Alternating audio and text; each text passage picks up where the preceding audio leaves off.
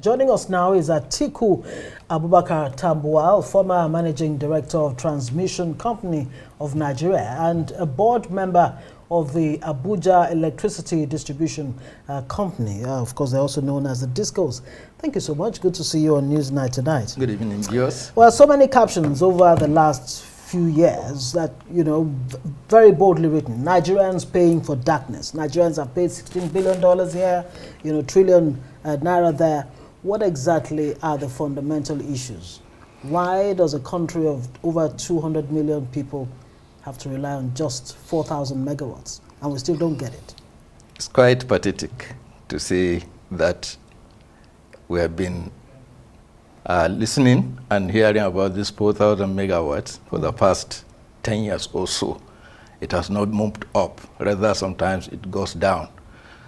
There are issues which are preventing the upward movement of this megawatt delivery, which are centered on the production of electricity itself, generation. That is the fundamental concern, because we have capability to generate up to 14,000 megawatts at the moment, but there are a lot of redundant units due to lack of gas.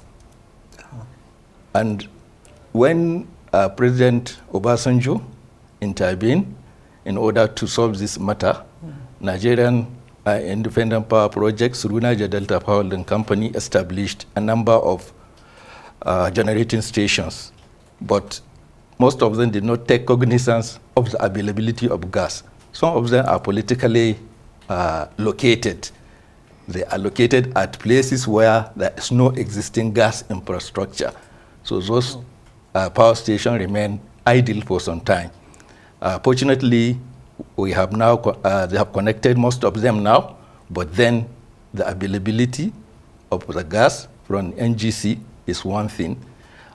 Even the pricing of the gas companies are asked to pay in dollars, while what they sell out is in naira. So these are some of the challenges. And you see that Nigerian Gas Company is also in business. It exports this gas through Nigerian gas pipeline to Ghana and other countries, which can pay upfront without any issue. These distribution companies, they hardly pay up to 30% of what they consume in terms of the gas. And why couldn't they pay? It's because the distribution companies who are the off-takers cannot pay for the power that they have consumed because of the losses in the system. So issues are there in the electricity value chain, right from generation, transmission, and to the distribution companies, where we expect to have up to a minimum of 90% collection efficiency, which we don't have. So these are some of the issues that I think are preventing adequate delivery of power in Nigeria. It's really unfortunate. Let's even talk about the collection issue, because we've heard discos every now and again, you know, say there's the need for cost-reflective tariff. What exactly are the impediments? Why are the discos not getting, you know, the tariff? Yeah, the tariff. Well, and is that really where the problem lies for the discos especially? Partially, it is. To me, even if they are to collect, like I said, 90% of what they take from the grid, if they are to collect it from the customers, you and me, they should be able to break even. Right.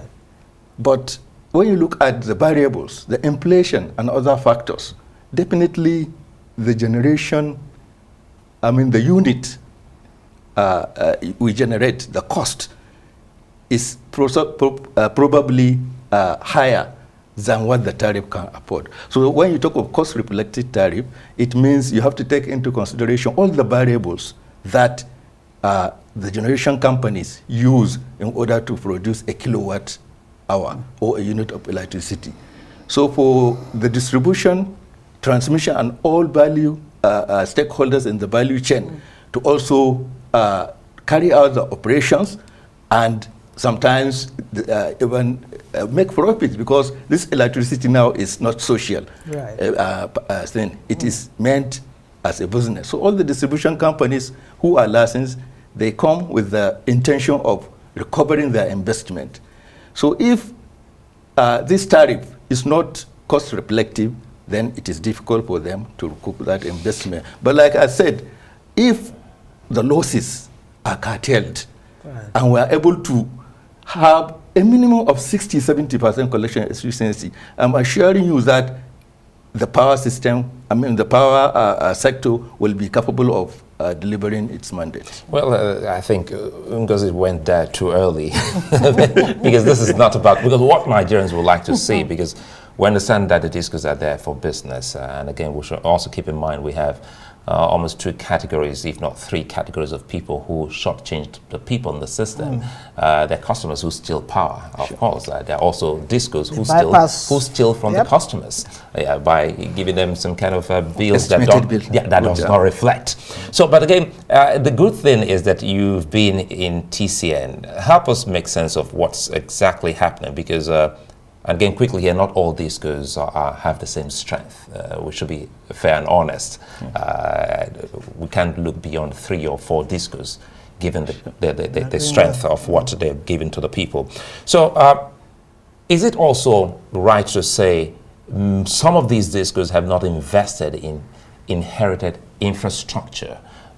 Because to the extent that there's limited power that they take, to the extent that they're afraid not to take more. You're right on point. You're right on point.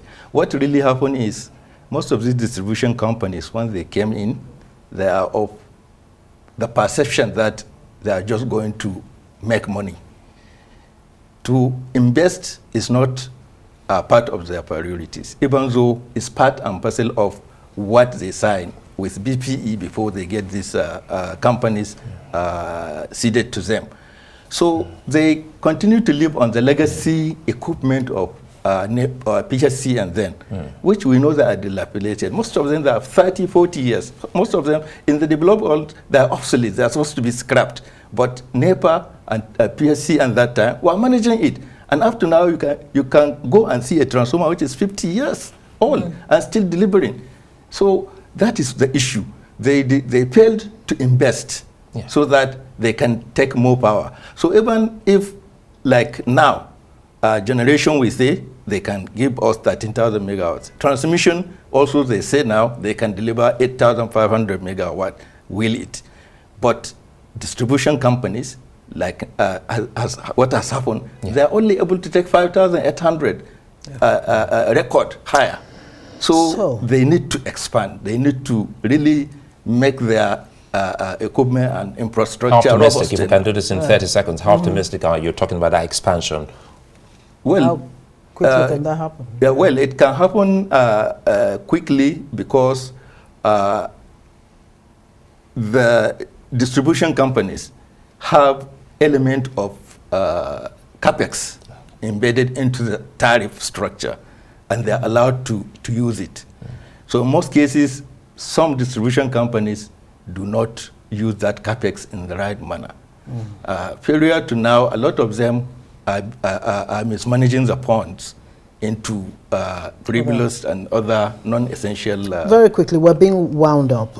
Decentralization of the power grid. Some are saying, look, it's a way out. This Electricity Act 2023, how much of a game changer is it?